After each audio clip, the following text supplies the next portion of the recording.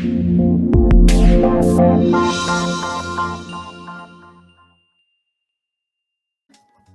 me see this last one. I'm going to read through this last one just because it's short enough, and I do think that it's important. I'm just going to pour myself a fresh glass of wine. Nice glass of red before, okay? Timmy, if you're still there, sláinte. There we go.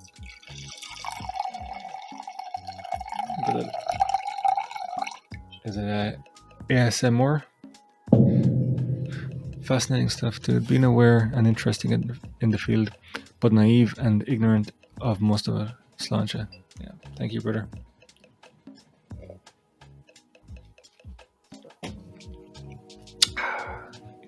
Very nice.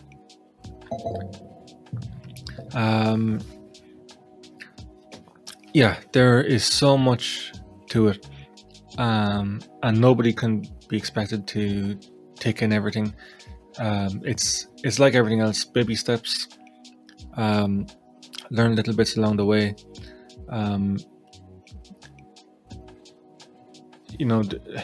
A way that some people get involved in this world is kind of like the easiest access will be, for the example of Revolut or maybe Robinhood or other things like this, where you already perhaps have an account, and then they offer cryptocurrencies.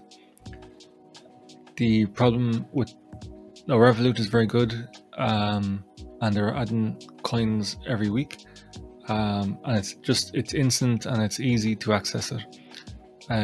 And PayPal are doing the same thing now. Square, who are another payment service, are doing the same thing now.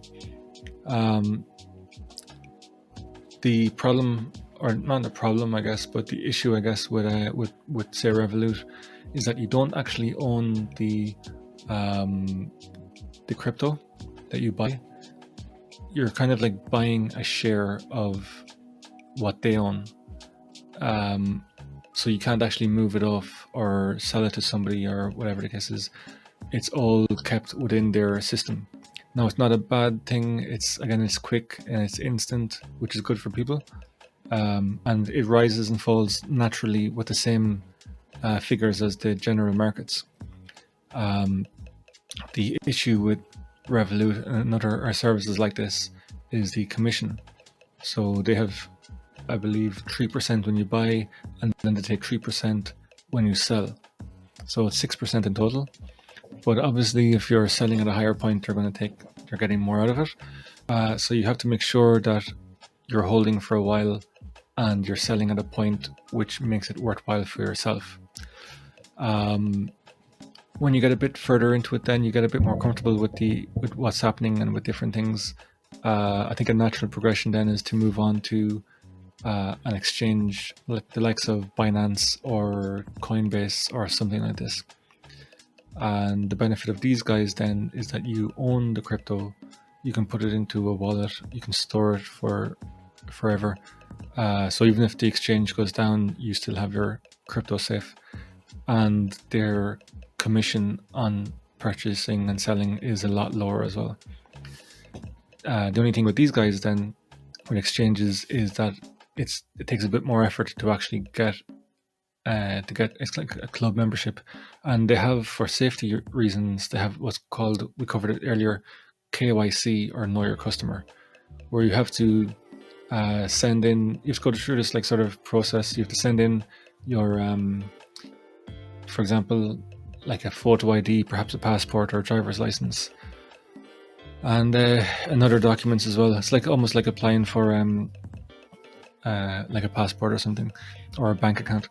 But again, it's for safety and regulation, which I think is a good thing anyway.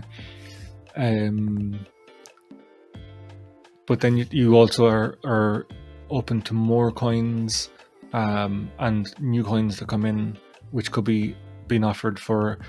I mean, there's some coins are in the beginning they are selling for 0.0001 cent, for example. And I always think that it's good, even if to throw like £100 or €100 onto something like this. And for example, because it's so cheap, you might end up owning 1 million of that coin. and if you can spare €100 and then you just leave it for a few years, this is where the big investment. You have to think of crypto as a long-term investment, not that you're just going to make, unless you're extremely lucky, not that you're just going to make like 100x, 100 times your returns in like a few weeks or a few months or something. But the same with everything else. If you look at this, and this is why it's good for people, say even in their 20s and 30s, to invest a bit by bit, even if it's 20 or 30 or 50 quid or whatever you can afford, as you can afford it comfortably. Over time, just keep investing whatever it is, and just accumulate over the years.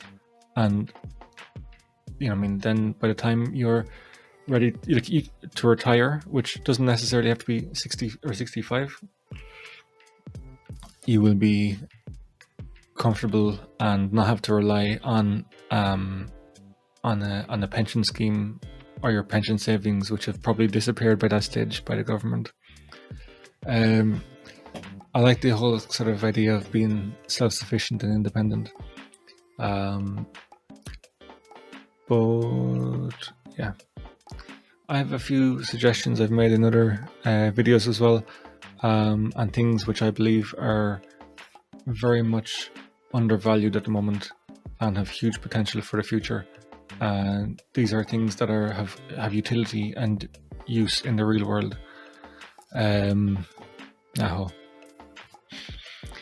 So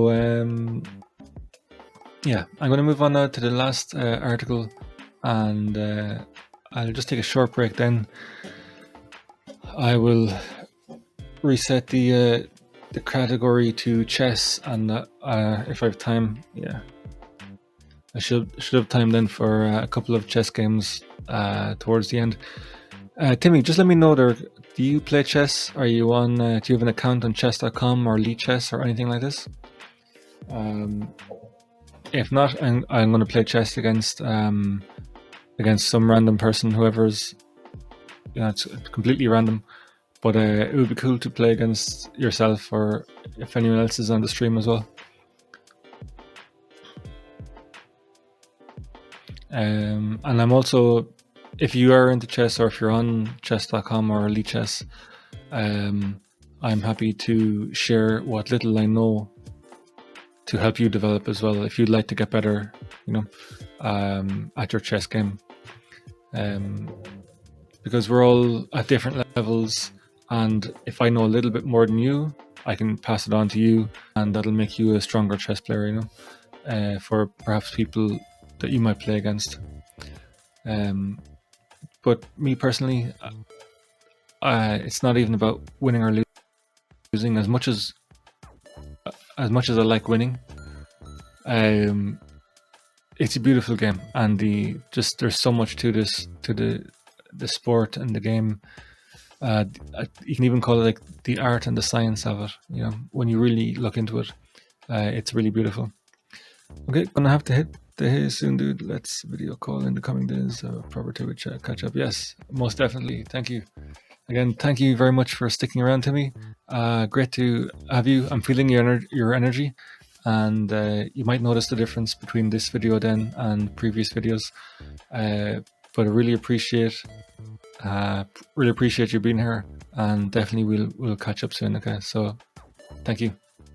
Namaste, brother. One love. One final sláinte.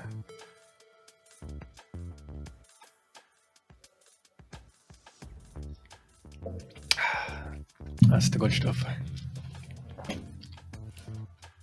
Thank you. Good night, brother. Rest well. Sweet dreams.